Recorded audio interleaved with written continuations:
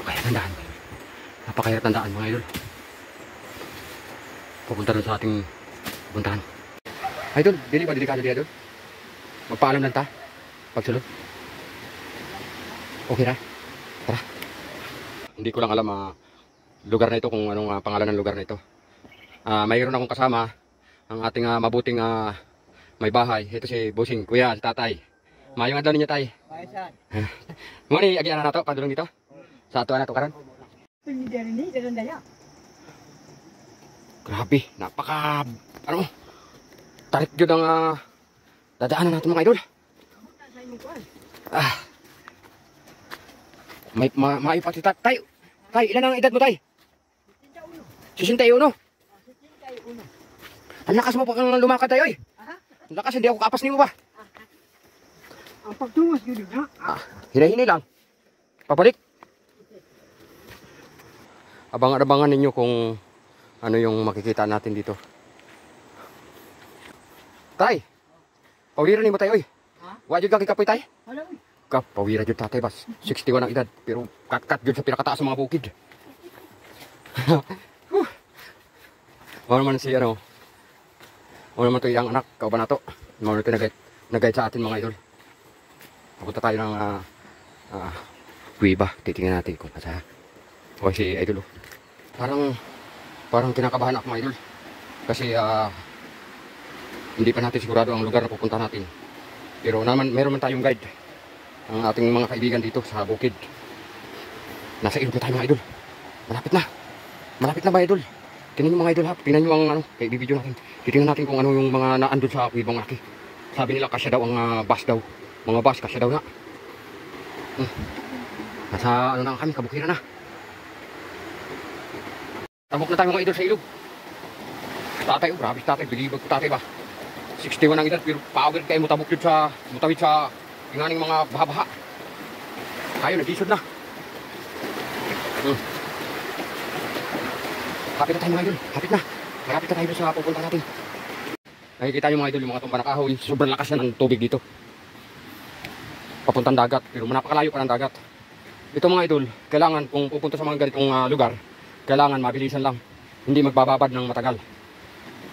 Kasi yan yung delikado. Bababad ka bigla, hindi ka na makakatawid.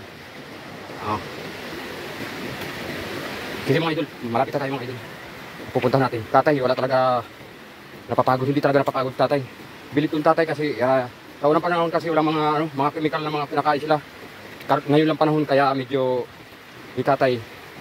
Kung mga 80 na ito, kaya pa siguro nito. Maglakad ng malayong lugar. Layo ng pinunta namin, galing kami doon sa pinaka-ibabaw na yun. Doon pa kami galing kami kanina. Ngayon, nandito na kami sa ano. Tay! Okay ka lang tay? Oh, power jud tatay ba? Ang iyang anak si Boss Jerry Dolin, mauna ni siya ang igagaw ni Jomar Imbaan. Malapit na tayo mga idol. Malapit na tayo sa lugar na pupunta natin. Mayroon ng palatandaan sa kahoy na malaki.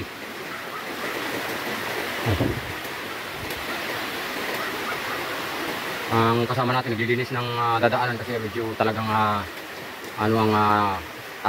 daanan. Medyo mahirap. Tara mga idol, malapit na mga idol.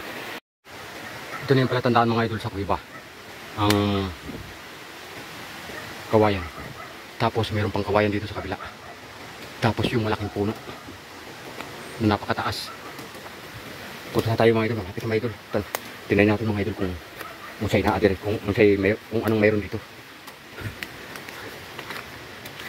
Napakalinis na lugar. Ano siya.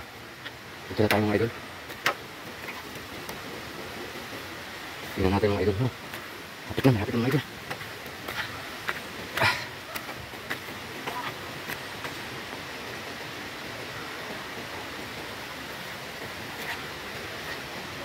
Ni Bardon man eh.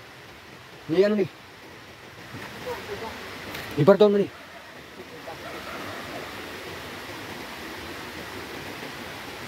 Asa ang kuiba, boss? Hala. Napakalaking kuiba mga idol. Tapos na ito yung malaking kahoy. Itong malaking kahoy mga idol. Sa unang panahon, itinanim ito ng Hapon. Sa unang panahon, itong malaking kahoy na ito.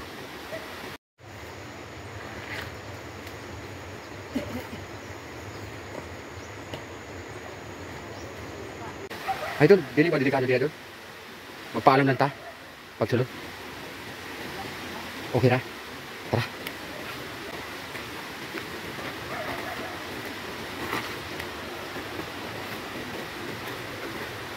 Sa nakatira dito, mangayo ko ng pasaylo. Medyo nakabulabog kami konti lang. Sa nakaistorbo kami ng konti dito sa mga nakatira dito. Mangayo may pasaylo daan. Pakahirap daan, pero okay lang. Idol, nandito na tayo. Malapit na tayo mga idol. Ito na. Napakalaking kuliba mga idol. Sus. Talagang grabe laki ng kuliba. Tabi-tabi po sa mga sa mga makakita ng video ha.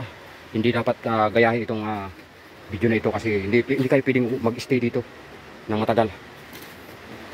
Sa mga nakatira dito, mayong magandang araw po sa inyo. Nandito na tayo sa kulibang napakalaki mga idol.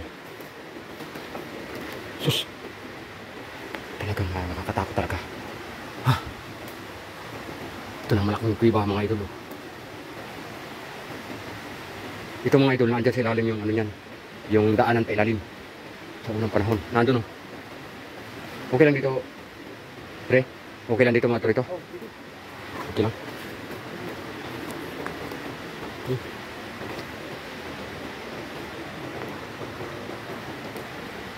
Tabi-tabi po.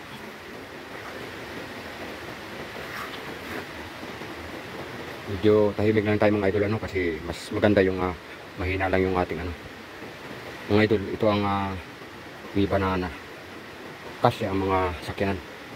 Ito mga idol itong ilalim nito, ito ang pinaka sentro dun ng papunta sa ilalim.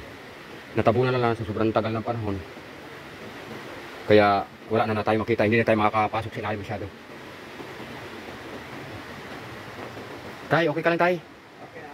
Mayong adlaw sa magandang araw sa nakatira dito. Maraming salamat dahil pinayagan mo kami na makarating dito. Dahil kung tutuusin, dun pa lang sa unahan, mayroon na kaming mararamdaman na hindi maganda kung talagang hindi kami pwede papuntahin dito. Tumutuloy sa ibabaw mga idol, galing sa ibabaw ang tubig. Ito na, nandito tayo mga idol sa kuweba. Ayan tingnan nyo mga idol, napakalaking kuweba. Ang ilalim ito mga idol, itong ilalim na ito, yan tayong pinaka-ilalim yun na natabunan na lang sa sobrang tagal ng panahon. Ayun yung butas na yun, kita yung butas na yun. Yan ang ilalim, sa pinaka-ilalim yun ng pero hindi na natin kailangan pang hukayin kasi ang importante, nakarating tayo dito, nakakita kayo, pero hindi ko lang alam ang lugar na ito, kung anong lugar ito. Maurang may ko sa inyo sa video. Yan ngayon okay na, nakita nyo ng area na napakaganda talagang lugar na isang kuweba tapos malaki yung puno sa harapan. Ayan, yan yung palatandaan, pero hindi ko lang alam yung lugar na ito, kung anong lugar ito. Ngayon akong pasaludaan ninyo, at lalo sa mga nakatira dito, humihingi ko ng dispensa. Medyo nakaabala kami, nakaistorbo ba kami. Humingi lang ako ng pasensya sa inyo mga nakatira dito. Salamat idol, salamat sa giuban mo dire. Tay, salamat tay. Salamat. Okay, na natin ang kuweba na ganito kalaki at tayo nagpasalamat kila tatay. Kung hindi sa kanila, kung hindi kila tatay o kay Jire, hindi tayo makakaabot dito sa lugar na ito, hindi natin makikita yung lugar. Okay, maraming salamat. God bless all sa inyo lahat. Maraming salamat din sa nakatira dito, pinayagan kaming makarating dito sa kanyang kaharian. Ang nangyari man good, sa totoo lang, itong lugar na ito ang pinakakaharian yun. Pinakakaharian. Itong kuweba na ito. Ito ang pinakakaharian sa totoo lang. Ang pinakamalaking kuweba. Napakaraming na po yun dire. Maraming salamat sa inyo. Maraming salamat na tinanggap mo kami rito sa inyong bahay. Kami uuwi na. Sa lahat ng mga gustong makita ito, dito lang sa video ninyo makikita. Kasi bago kami pumunta rito, nagpaalam muna kami sa mga nakatira. Kay delikado man kasi kung magpataka ta, magsaba-saba ta dire, delikado man gud. Masyadong delinquente. Kaya kami nagpapasalamat kami kay nakarating kami dito, tinanggap kami. Ngayon babalik na tayo dito mga idol. Titingnan ninyo mga idol ha. Tingnan niyo, pakikita ko sa inyo ang ano. Ayan oh, laki oh.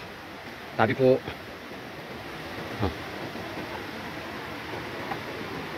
tapos ito na yun mga idol.